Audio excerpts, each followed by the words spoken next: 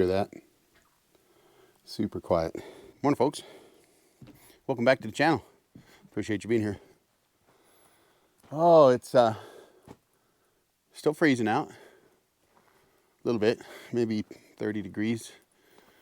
The sun's starting to come up over the trees, so hasn't hit the solar panels on the roof yet, but it will. Looks like our slash pile, we got rid of some of the slash there. And it looks like if we just start feeding this back into the center here, we can probably get this guy going again. And then I think I'm going to come over here and take advantage of the frozen ground, at least for now. And I think we'll come in here and I'll start taking down some of the smaller trees. The DNR forest thinning project that I'm working on, they want me to remove pretty much all trees that are 7 inches and below. That's the first aspect of the thinning project. Then once we do that, we want to try to get 15-foot separation between the trees. There's plenty here to do that with, but I think because I didn't plan on being almost out of fuel on the tractor, when I parked it last, it had said it had a half a tank. And after warming it up yesterday and trying to dump some dirt in the mud pile or mud pit behind the Jeep, clearly I really ended up burning a little more fuel than I thought. And so as a result, I only got maybe a quarter tank on the tractor. Now that probably could easily go for 2 or 3 hours, but I'm going to limit tractor use so I don't run out of fuel. But I think we can get in here and knock some of the smaller trees down, start thinning this out down here, and we can get the Jeep over here and use the winch, I think, on the Jeep, and we can start hauling stuff up out of here. I'm not a logger like Mike Wilson is. Sorry, Mike, I just don't have the gear you've got. I need to get some, though. I don't even have chokers, folks. I just use chains and a winch rope or something like that, or the tractor to haul things out. So we'll see how it goes. We'll get a chainsaw going and we'll get the fire going over here, and this all needs to get cleaned up. This is what happens when you have a sawmill set up in front of your cabin. Your front yard becomes a mess. Hence my moving it to where it is now. Log yard's always going to be a mess. So that's the mission today. I think we'll get cracking here in a bit.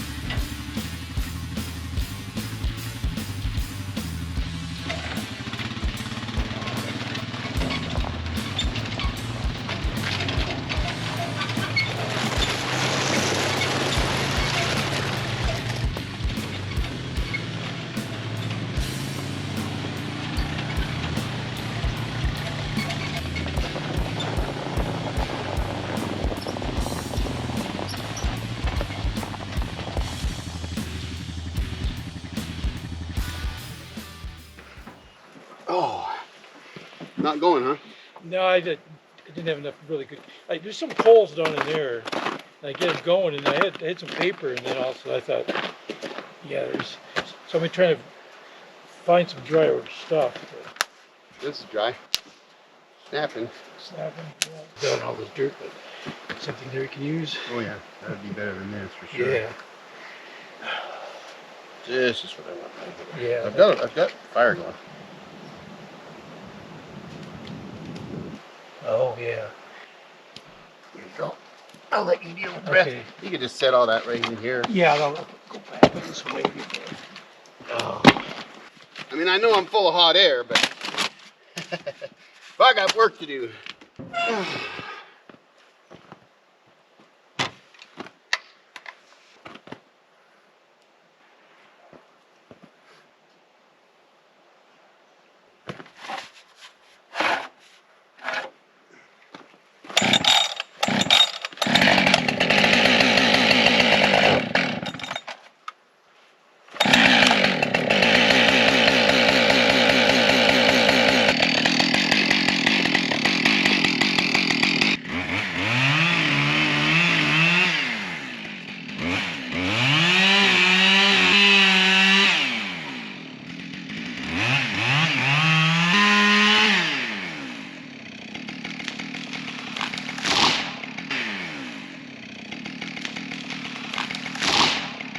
Got a bunch of kindling down there for you.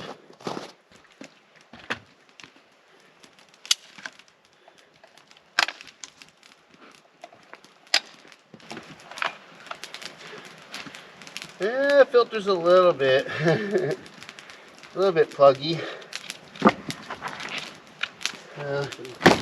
Maybe knock that off. Time for a new Filter. or at least a blowout, which I don't have my compressor. Check that out. Husqvarna has a much better filtration system than steel. However, that's a bit clogged up. So chunks knocked off. See if we can convince it to run again. It's probably just running too rich with that filter the way it is. All right.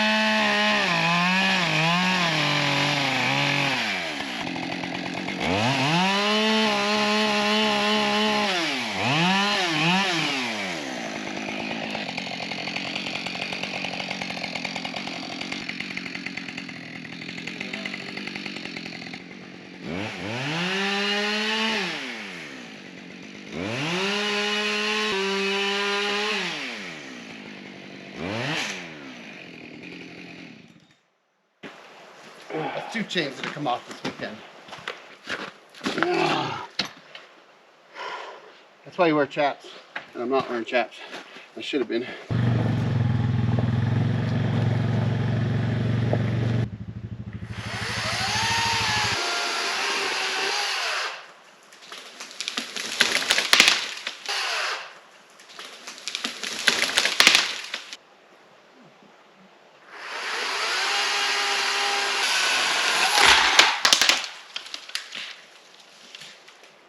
Oh. The Lord's telling me something. Put some chaps on. Both these chains came off. That's the third chain coming off this weekend. You know, if you've watched my channel a while, you know I'm like most guys, right? Grab a saw, buck some log up, maybe fall a tree. Don't do it all day long usually. And truthfully, that's the worst you can do, because that's when you get careless and you cut yourself. And a lot of guys think, no, it's never going to happen. Well, I know better. I had a friend of the family killed, got hit in the neck. He was working on a landing site. He was a logging truck driver. And Kenny was his name. Good guy, super good guy. Had a new landing crew. And one of the guys was bucking limbs off the logging truck. And the saw kicked. And Kenny was right behind him holding the branch. Saw kicked all the way behind him and killed Kenny. But I had a friend back in '79 that was, he was bucking some logs up in a woodshed. And he didn't have the chain brakes like they do today on the saws. And I don't know what happened. I think the chain broke under full throttle, and it hit the roof above him and whipped down and cut right down through his clavicle and into his chest. He actually survived. They got him to a hospital, which is amazing, because this was way up in northern BC. And he was in ICU for, I don't know, 6 months or something like that, but he committed suicide a year later, so it was sad, really sad. So chainsaws are dangerous, folks. I had a guy I worked with that cut himself in the quad, right between the muscles. That was just maybe 10, 12 years ago. And of course, you know, they stitched him back up and back to work he went. And I've had close calls myself, and then I remember, oh, you know, I put some steel toe or hide toe boot or something like that on, and my chaps, and I wear gloves, and usually wear eye protection. And then I come out on a day like today, and I get stupid, and I know lots of us do. I'm not alone in that world either, folks. So then I get doing this, and I have the chain come off twice. Tim had it come off once, and I think, put your chaps on, Eric. Put them on. You're 23 miles from the nearest hospital, and you have no phone service. So I guess this is a PSA for guys like me that get dumb, start running a saw, and lose the chain 2 or 3 times. And luckily, chain brakes today are much better, and they stop real fast. But I've seen testing where it's not always fast enough. And that chain on the big saw, actually, it hit my pants, but it was at the point it stopped. So I didn't rip them, I didn't cut them up or anything, and which is good, or I'd have been bleeding. So if I can't find my chaps, I'm not running my saw anymore today. That's my rule. And that's okay. We got a big slash fire going. We'll burn slash, and we got logs in here that we could pull out. We're gonna try to bring the Jeep over here and pull some logs out with the Jeep. And I cut this log here at 8 feet, 8 inches, something like that. I think it could be used as a post, so I'll save that one. And the rest of that, it's all dug fir, and the rest of that we'll save that for firewood. And then just clean up the slash, and then I've got to pull that one that got hung up there. The funny thing is when you look at it, it looks like it wanted to go down the hill a little bit more, and I thought, no, it's leaning this way. Well, I think I just cut my direction a little bit off. And the truth is, you know, I ain't no bucking Billy Ray or Mike Wilson. I don't go around and spend a lot of time on a 6-inch log paying attention to. I look at it and I go, yeah, I think it wants to go that way, and I cut my cut. But I was using Humboldts on both of these guys, folks. I think I did okay with them. I've been trying to do that more. I like the Humboldt more. If you cut from the top and leave a flat edge, then as that log comes down, it hits that flat edge and it can bounce one way or another. So not necessarily the best. Whereas if you cut the Humboldt, leave a little hinge in there, then you know what? It'll just fall right straight down there. So I'll show you that right now. And again, I'm not a pro faller, folks, by any stretch of the imagination. I like to think I'm pretty good at running my sawmill. But so you can see there's a hinge right there. Now my back cut was a little bit off. Should have been a little higher on the back for sure, and a little bit maybe more on the front. But otherwise, I think I did okay. Came down right where I wanted it to. So right there, so that's pretty good. I've just got to yank that tree out of there and bring that up. See if I've got some chaps out here. Put my chains back on my chainsaws, and then we'll go from there. Hold on. So you want to go left, but you need to go that way to get off of the rock. You're on a rock on the back. You may have to put it in reverse. Exactly. There you go. Stop. Right there. Right there. That's way more than enough. Okay, let me go. Come on, you drive a Jeep. Yeah, okay. Tim got caught up. All right, we got Tim sorted out. Grab the chainsaws. Oh. Both of those have chains came off. Oh. But yeah, I'm like, when the big saw chain came off, I was like, Eric, you're not wearing chaps. Oh. Come on, buddy. Yeah. And then the little the chain came off, and I'm like, okay. The good Lord is talking to you, buddy, and he's telling you to put your damn chaps on or stop. I'll throw my chaps on, get the chainsaws reset, and I'm gonna bring the Jeep down because I want to hook onto that log, that little pole there.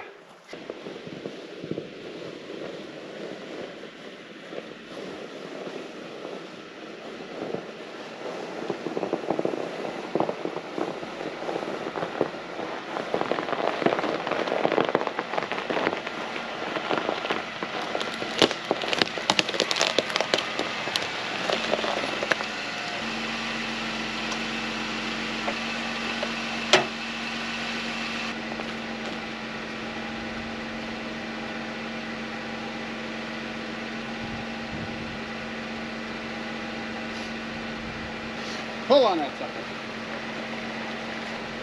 That's good.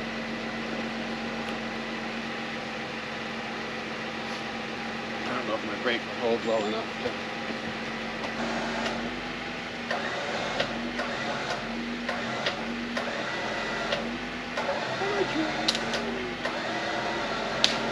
Oh, it's been pretty good.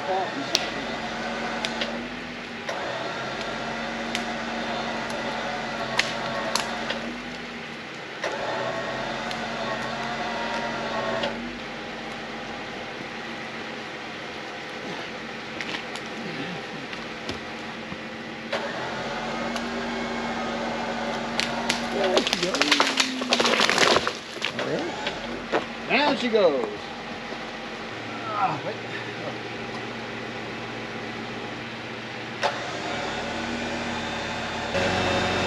Black's coming up right there. I'll go and get those chains back on the chainsaw, and then I can put my chaps on since I got those out. Buck that up and then see where we go from there. So just go ahead and clean up the rest of this? Yeah. While you're I'll just do that. Yeah, I didn't want to block you there, so I just stayed back a bit. Maybe up that way. If I can turn around without, running into a tree.